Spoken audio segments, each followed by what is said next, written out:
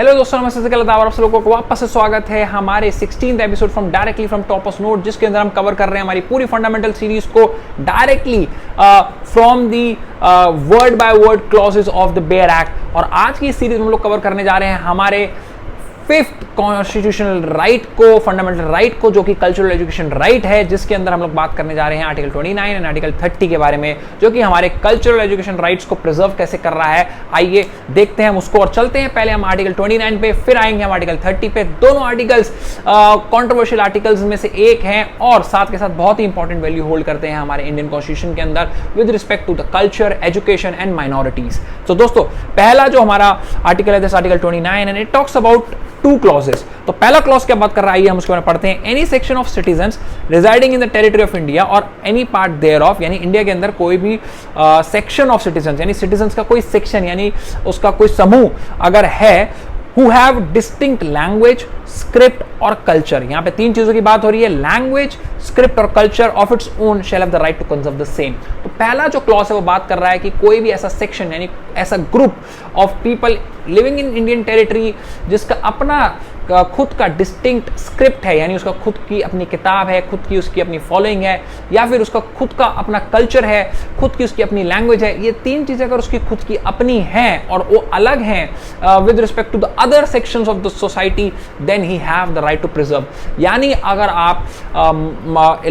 हम बात करें एक रूम में, आप अगर किसी देश के किसी कोने में ऐसे किसी समूह या ग्रुप को बिलोंग करते हैं, जैसे कि बिश्नोई समाज हो गया, जिनके लिए प्राकृतिक सब कुछ है, जिनके लिए उनकी अलग कल्चर है, उनका अलग फॉलोइंग है। उसी प्रकार से आप जब चले जाएं साउथ की तरफ, तो वहाँ पे द्राविड़ समाज हो गया, जिसकी अपनी खुद की फॉलोइंग अलग है, अपना खुद के कल्चर अलग है, स्क्रिप्ट्स भी अलग हैं। तो ऐसे प्रकार के अगर आपका कोई कल्चर है, ऐसे प्रकार का अगर आपका कोई भी चीज है, तो आपके पास राइट है कॉन्स्टिट्यूशन के अंदर उसको प्रिजर्व करने का। दोस्तों, ये इतना वाइड टर्म है कि आपकी स्क्रिप्ट अलग है, आपका कल्चर अलग है, जिसके अंदर हम रिलीजन्स को भी कवर कर लेते हैं। यानी आप अगर मुस्लिम हैं तो भी आप इसके अंदर कवर्ड हैं, आप सिख हैं तो भी आप इसके अंदर कवर्ड हैं, आप जैन हैं आप इसके अंदर कवर्ड हैं, आप बुद्धिस्ट हैं आप इसके अंदर कवर्ड हैं।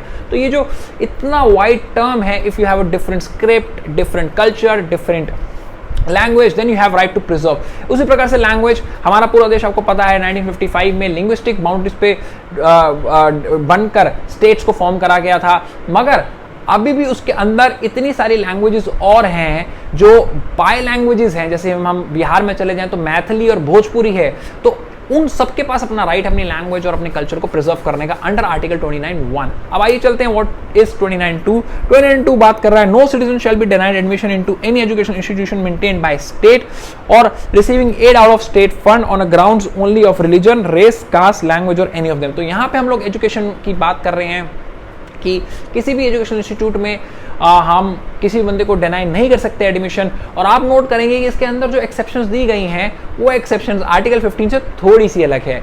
आर्टिकल 15 के मुकाबले इसके अंदर से दो चीज़ें हटा दी गई हैं। वो दो चीज़ें क्या हैं, सेक्स और प्लेस ऑफ बर्थ, यानी आपका डोमिसाइल। और आपको पता ही होगा कि इन दोनों बेसिस पे एजुकेशनल इंस्टीट्यूट्स में डिफरेंशिएट करा जाता है। यानी गर्ल्स के कॉलेज अलग होते हैं, बॉयज़ के कॉलेज अलग होते हैं, कोएड होता है तो ऑल गर्ल्स ऑल बॉयज़ भी होते हैं, तो यानी सेक्स के बेसिस पे डिफरेंस हो गया, इसलिए वो एक्सेप्शन इसके अंदर नहीं दी गई है। और दूसरा है प्लेस ऑफ बर्थ, डोमिसाइल के बेसिस पे आपको पता है कि स्कूल के इतने पैरामीटर के अंदर बच्चे का एडमिशन होएगा।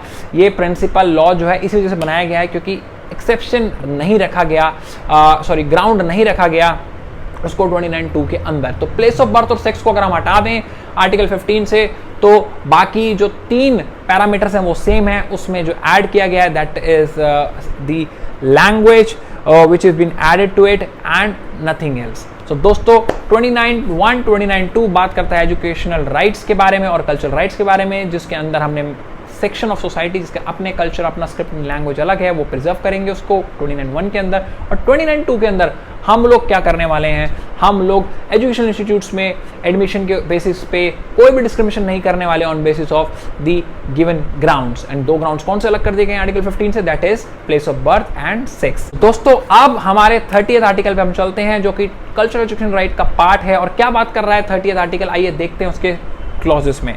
तो इसके अंदर बेसिकली 3 क्लॉज है, दैट्स 1, 1A एंड 2। इसका जो पहला क्लॉज है that is talking about all minorities whether based on religion and language shall have the right to establish and administration educational institutions of their choices. So दोस्तों, they are talking about the minorities now. अब minority की बात आते ही religion और उसको language के basis पे बांट दिया गया है। आप नोट करेंगे इसके अंदर कास्ट बेसिस माइनॉरिटी नहीं है, इसके अंदर रिच एंड पुअर की माइनॉरिटी के डिवीजन नहीं है। इसके अंदर जो माइनॉरिटी बांटी गई है that is been divided on 2 principles and that is religion and other one is language. यानी आप अगर लिंग्विस्टिक माइनॉरिटी है किसी स्टेट के अंदर या आप रिलीजियस माइनॉरिटी किसी स्टेट के अंदर, तो आपके पास 31 के अंदर राइट है किसी भी इंस्टीट्यूट को एस्टैब्लिश करके उसे एडमिनिस्टर करने का। इसके अंदर जो माइनॉरिटीज हैं that is been divided on the basis of state. यानी आप भोजपुरी बोल रहे हैं दिल्ली के अंदर, then you are a linguistic minority in Delhi and you are protected by 31 and you can open school in Delhi related to Bhojpuri and other educational stuff. But if you are in Bihar then you are not a religious linguistic minority in Bihar, तो आप वहाँ पे 31 के अंदर protected नहीं है। तो ये जो बात कर रहे हैं माइनॉरिटीज़ के बारे में, चाहे वो लिंग्विस्टिक हो या रिलीजियस हो, that is from state to state. For example Jammu and Kashmir में जो मुस्लिम है they are not in minorities, ठीक है। मगर अगर वही बात हम कर लें, अगर वो मुस्लिम चले जाएं हिमाचल के अंदर, उत्तराखंड के अंदर, then they are among minorities and they can open their institute. जो मदरसाज हैं वो भी इसी 31 के अंदर प्रिजर्व्ड हैं। उसी तरीके से आप चाहे सिखिज्म के स्कूल्स खोल लीजिए, चाहे आप किसी लिंग्विस्टिक स्कूल्स खोल लीजिए, वो सब प्रिजर्व होते हैं। चाहे आपने सुना होगा दिल्ली के अंदर केरला पब्लिक स्कूल है, then there is Tamil Nadu public school. तो ये जो स्कूल्स हैं ये लिंग्विस्टिक बेसिस पे खोले गए होंगे, तो they will be protected under 30/1। अब चलते हैं हम 31A के ऊपर, जो कि बेसिकली बात कर रहा है in making law providing for compulsory acquisition of any property and education institution established and administered by minority refer to in clause 1 the state shall ensure the amount fixed और determined under such law for the acquisition of such property is such as it will not restrict और abrogate the right guaranteed under that clause. तो अगर इसमें बात करी जा रही है प्रॉपर्टी के बारे में, तो बेसिकली अगर प्रॉपर्टी एक्वायर करी जा रही है किसी माइनॉरिटी रिलीजियस इंस्टीट्यूट के लिए, तो उसको इस तरीके से एक्वायर करना चाहिए कि उन लोगों को हैम्पर ना हो या उन लोगों को दिक्कत ना हो उस इंस्टीट्यूशन को ओपन करने में।